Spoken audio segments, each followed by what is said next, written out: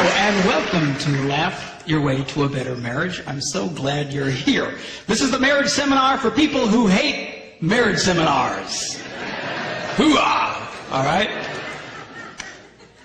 I get a kick out of watching the couples when they first come in on Friday nights. You know, the girls are all lit up, you know, just, ooh, ooh, ooh. I got him here, I got him here, I got him here, you know. And the guy's going, oh man, I can't believe, you know, I got here. But it's cool, guys. You can relax. You're going to love it. This is not one of those let's beat up on the men for not being women seminars. Yeah. That's what I'm talking about. What is it with that anyway? Man, you know, you ask a lot of women to describe their ideal man, and they'll describe another woman.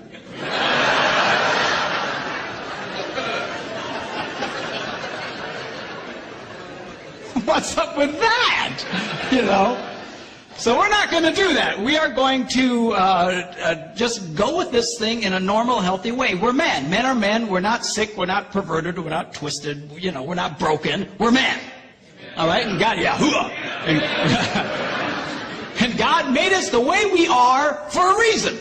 And I'm going to show you girls what that reason is. Okay? And I'm going to try and explain to you the world of men a little bit through this thing. We'll also discuss the women's side of things as well. But I really want you to understand this men thing. Women are much more complicated than men. Men are... Now, I want to start with men's brains.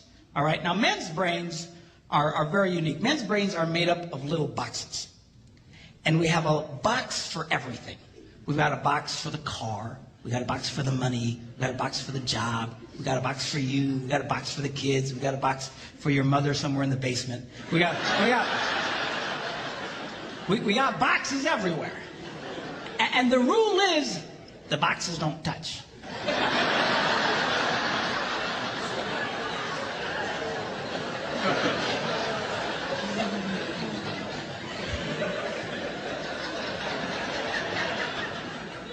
When a man discusses a particular subject, we go to that particular box, we pull that box out, we open the box, we discuss only what is in that box, all right?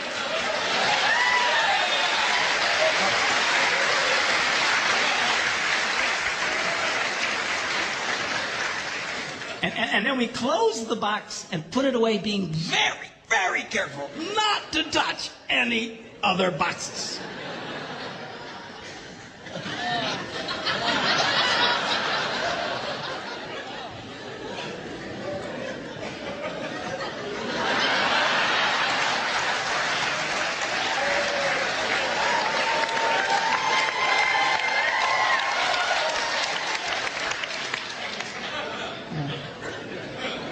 Sorry, my Catholic upbringing got in there for a minute, but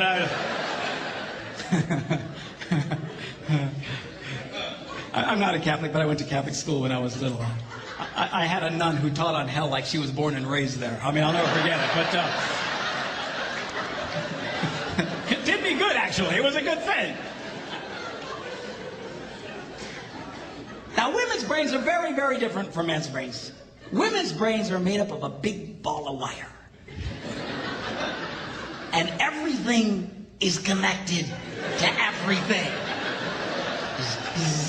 The money's connected to the car, and the car's connected to your job, and your kids are connected to your mother, and everything's connected to everything. It's like...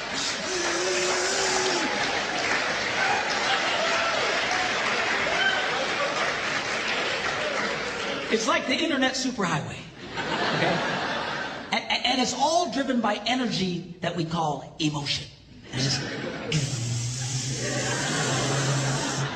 It's one of the reasons why women tend to remember everything. Because if you take an event and you connect it to an emotion, it burns in your memory and you can remember it forever. The same thing happens for men. It just doesn't happen very often because, quite frankly, we don't care.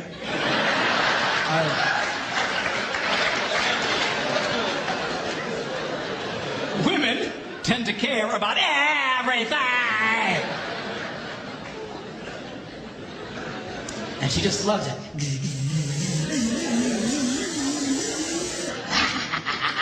okay?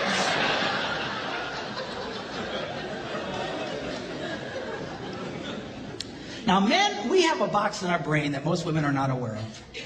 This particular box has nothing in it.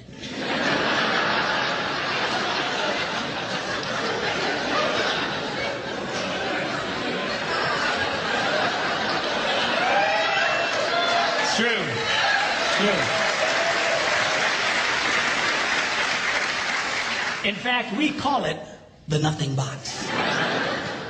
And of all the boxes a man has in his brain, the nothing box is our favorite box.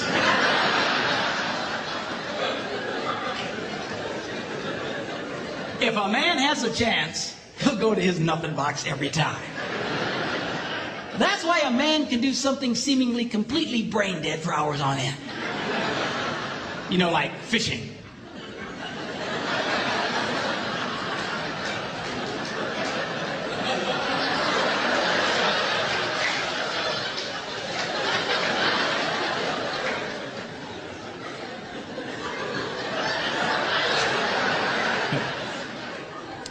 And we love it. That's why a guy can sit in front of a TV and go.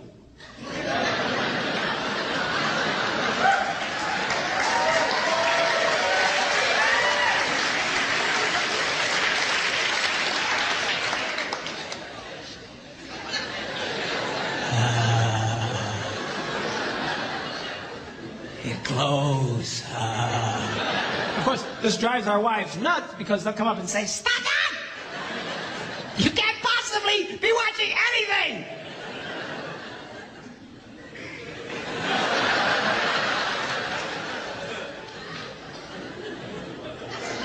I'm not.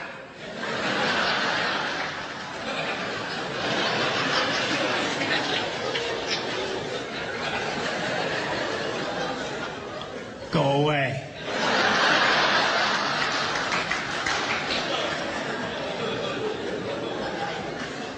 Now, they've actually measured this. The University of Pennsylvania a couple of years ago did a study and discovered that men have the ability to think about absolutely nothing and still breathe. You know, they connected all the wires and stuff like that and watched the brain activity, and then all of a sudden, I think he's dead. Huh? You know, women can't do it. They can't do it. Their minds never stop. And they don't understand the nothing box. And it drives them crazy. Because nothing drives a woman more crazy or makes her feel more irritated than to witness a man doing nothing.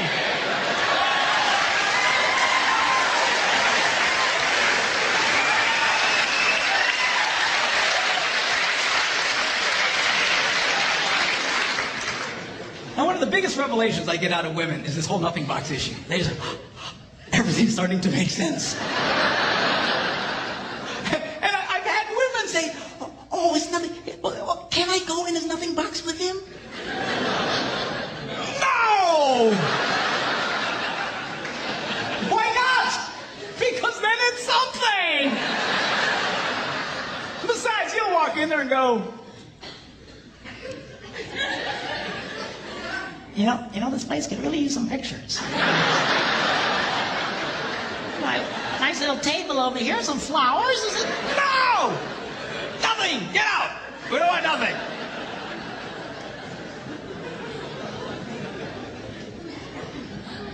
Now, this handles the way men and women handle stress. Okay? When a man is stressed out, all he wants to do is run to his nothing box. This is how we unwind. The last thing we want to do when we're stressed out is talk about it. We don't want to talk about it. We just want to.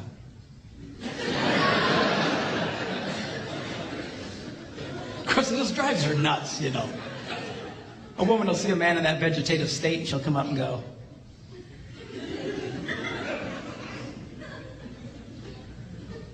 "What you thinking about?"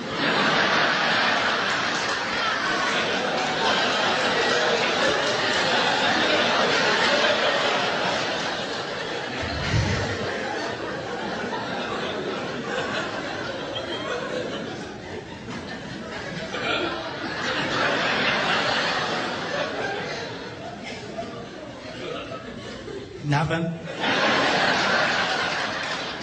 Well, you got anything about something? No, I was thinking about nothing. In fact, I was on a roll till you showed up. Go away. All right? Because that's how he handles stress. He just... Now, when a woman is stressed out, she has to talk about it. If she doesn't talk about it, her brain will literally explode. So she'll start just... I don't know, my husband will do this. Not going to happen. You know, I never thought about this. My brother over here said me, And I know men who run from their wives when they do this. They do. I say, well, why do you run from her? He says, because I don't know what to tell her.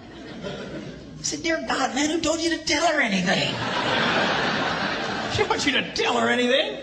See, a lot of guys, they feel obligated when you start explaining all your stress, they feel obligated to fix you. Right? Because that's what a man does. A man only tells his troubles to another man in hopes that that man will help fix it. Okay? But she's not a man. And you try and fix her, she's gonna kill you. Alright? She doesn't want your advice. She doesn't want your help. She wants you to shut up and listen. And a couple of ladies. That's right, you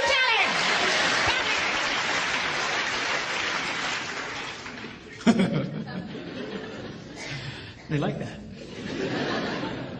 Now, I had one guy tell me, he said, man, if she just tell me how she feels. I said, she doesn't know yet.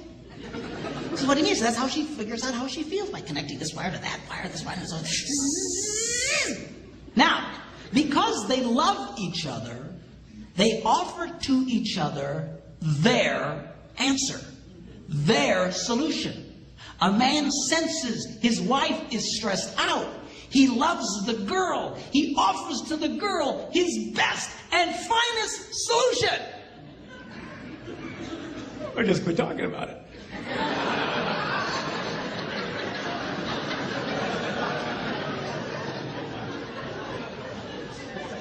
Just quit thinking about it.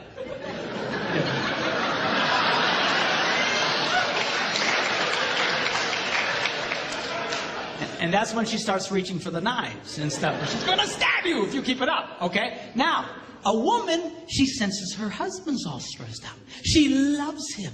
Therefore, she offers to him her best and finest solution. Talk to me. Why won't you talk to me?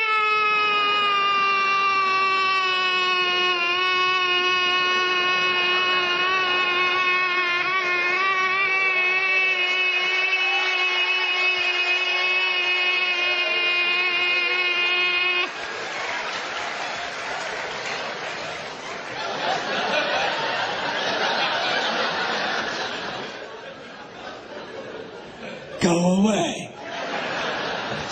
He doesn't want to talk to you. Leave him alone. He will not die. He's not a woman. All right? I know you've got to talk it through or you're going to be twisted inside. He's not like that. Leave the boy alone. You tell he's stressed out, just let him go to his nothing box. Just stay away. Stay away. Okay? And it's hard for us to understand that because we think so differently from each other. Now, not only does this affect the way that we respond in stress and stuff, the way our brains are wired also affects the way that we use words. Okay? Men tend to use less words than women. That's because the women have all the wires they're trying to connect, and they've got to explain each and every connection. Now, they say that if a man needs to speak 10,000 words in a day, a woman needs to speak 20,000. My wife said, that's because we got to repeat everything we say.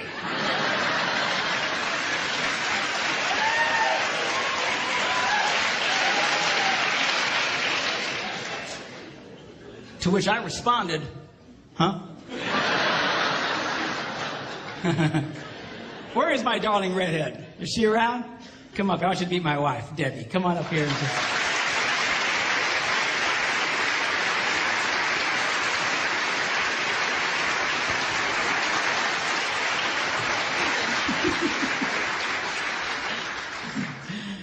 People say, well, doesn't she talk too?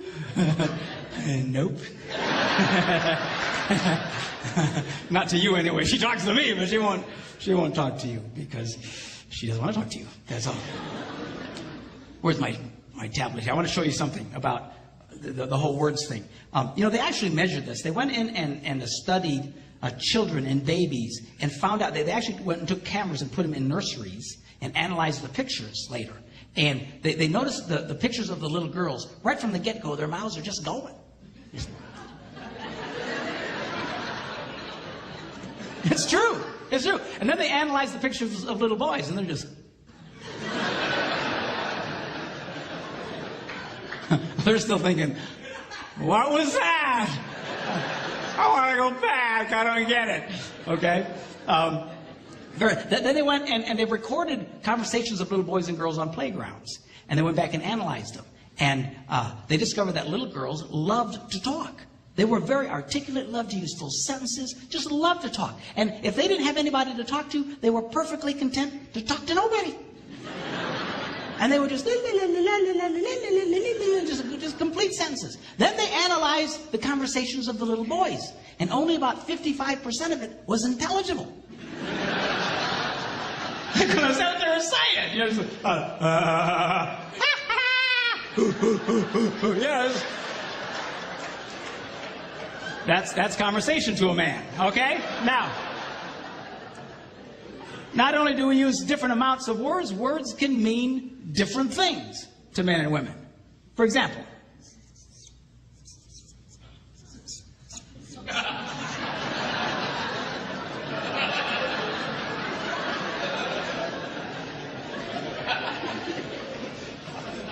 now to most men, 5 minutes means 5 minutes. To a lot of women, it can be an indefinite period of time. Are you ready yet? 5 more minutes!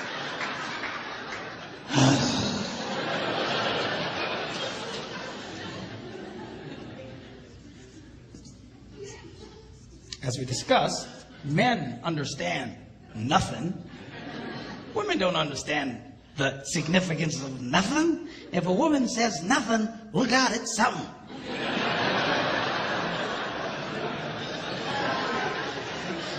Oh, dude, man, I don't know what happened. What happened? I don't know. I asked my wife what she was upset about. What'd she say? What'd she say? Well, she said nothing. Get out of the house, man! Run now! Get out!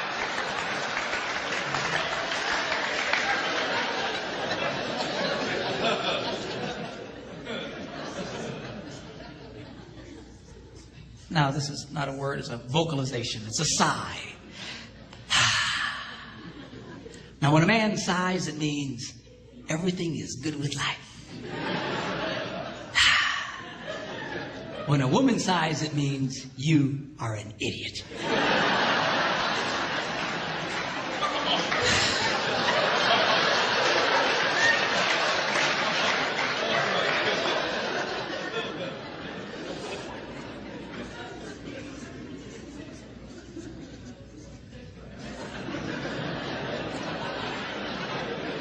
Now, when a man says, go ahead, he's being polite. When a woman says, go ahead, she's giving you the opportunity to explain whatever stupid thing it was you just did. But you need to be very careful in the explanation because it's very likely to be followed by a sigh.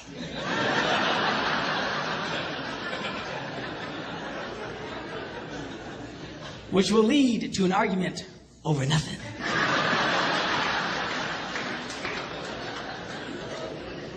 And then you ain't gonna have sex again for at least 5 minutes.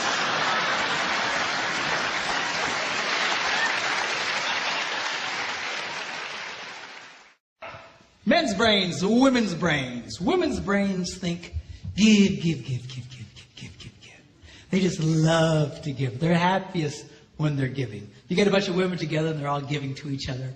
Oh, I love your hair. I love your shoes. I love your outfit. Oh, they just love it. Now, men's brains are a little different. Men's brains think, take. And you get a bunch of men together, and we insult each other. We do. You're fat. You're ugly. You smell. Thanks, man. You know, I mean, that's... So if women love to give and men love to take, which way do you suppose the give and take goes in most relationships? That way. Women think the answer is to give more. If they give more, it will inspire him to give back. Ain't gonna happen. All right? You've got to learn, girls, that if you're going to be truly happy, you're going to have to learn how to take in your relationship. And women are fundamentally very uncomfortable in taking in their relationships. They just love to give. But you'll give yourselves to death. A lot of you just burn yourselves out. It's not unusual to have a woman and her husband come into my office and, you know, she's been married, they've been married for 25 years, and she says, I've given it that bad. I have nothing left to give. You ever hear a woman say that?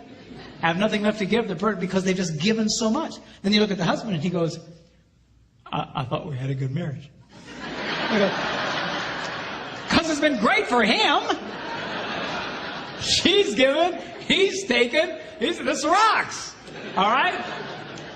So now, girls, I'm going to show you how you can take advantage and change that flow in your relationships. I'm going to show you how you can get a man to do what you want him to do. All right? Now, when I first say that, all the girls go, yes. And all the boys go, you sold me out, man. You sold me. But be cool, because the guys like this part. It's the women who hate it. I get more static from women over what I'm about to tell you, because fundamentally they hate taking in relationships. They think that he should just, just give on his own. He should just give. They're hoping, when I say get a guy to give to them, they're hoping I'll say, bad guy, bad. You need to give more. And that's what a lot of these people do in some of these seminars. They beat up on guys. You need to be more. No, the real key. I mean, I think we've established it doesn't work. Okay. The real key is to change the woman's perspective and empower you, because you, in fact, have the power to change this.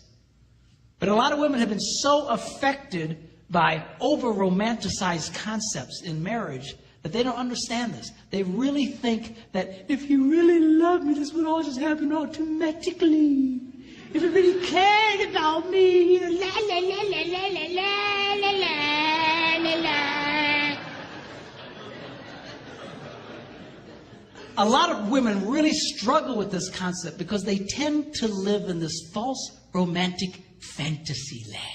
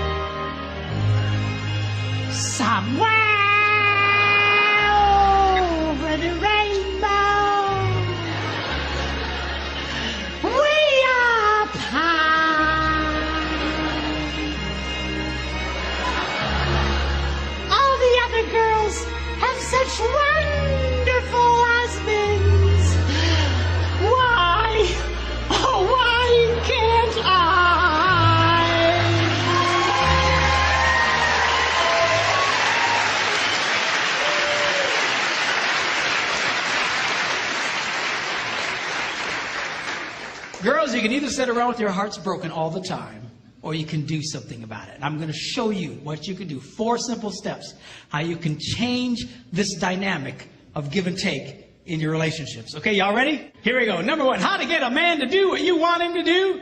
Number 1, you need to ask him more than once.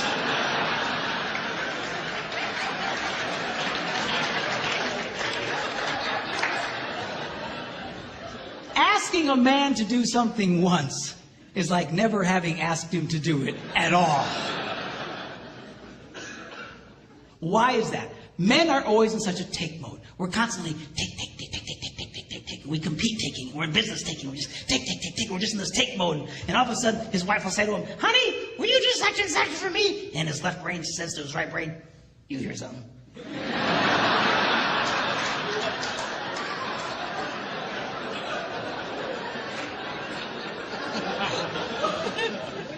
His right brain goes, nope.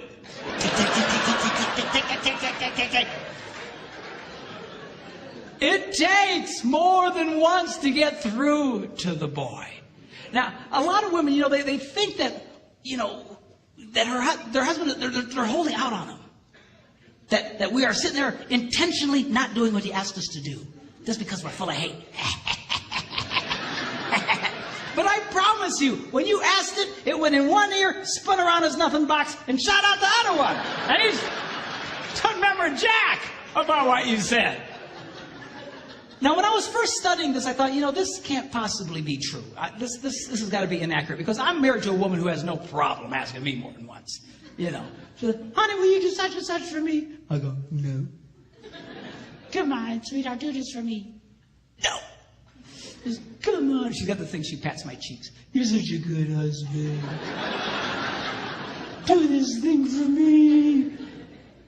Okay, then I do it. So when I was first reading this, that they were saying women only like to ask one time, I thought that can't possibly be true. And I remember I was in a church in Green Bay, Wisconsin at the time. I was one of several pastors at a large church there. And I before service started, I thought, I'm going to ask some ladies, because this can't possibly be right. So I quickly came up to a lady. I said, let me ask you a question. She said, yeah. I said, do you have a hard time getting your husband to do stuff for you? She goes, Pastor, you have no idea. She says, I asked that man to paint the ceiling. That was back in October. It's March. He doesn't do it. He walks in every day. I mean, she's just getting mad. Tell me about it, okay? And I said, okay. I get it. But let me ask you a question. Because remember, I want to prove what I just been reading wrong. I said, let me ask you a question. How many times did you ask him to do it? And she stared at me like a dog at a new dish.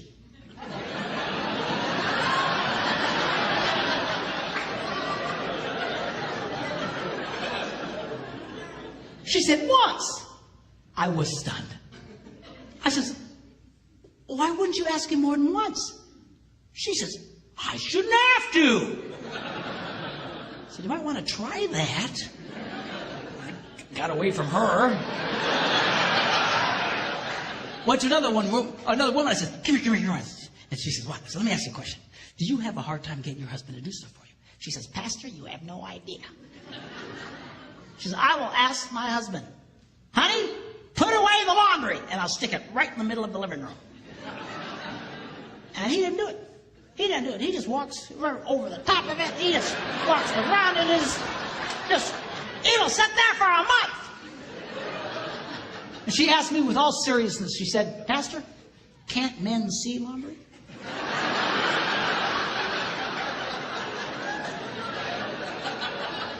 I said, yeah, we can see it. Just doesn't mean a whole lot to us. So she's just getting angry. Just tell me about it. So I said, okay, yeah, I get it. But let me ask you a question. How many times did you ask him to do it? And that same startled look. Once. I was amazed. I said, once? Why wouldn't you ask more than once? I shouldn't have to. Time was running out. Church was going to start. And I grabbed another lady real quick. I said, come here. She says, what? She says, do you have a hard time getting your husband to do stuff for you? She says, Pastor, you have no... Apparently I'm a complete idiot because I have no ideas. But, yeah, no idea. And she goes on to start living out the horrible transgressions of her idiot husband. And I asked the same question. Okay. But how many times did you ask him to do it? Once. I said, why? Why wouldn't you ask more than once? She says, I shouldn't have to. Ladies, are you listening to me? You have to.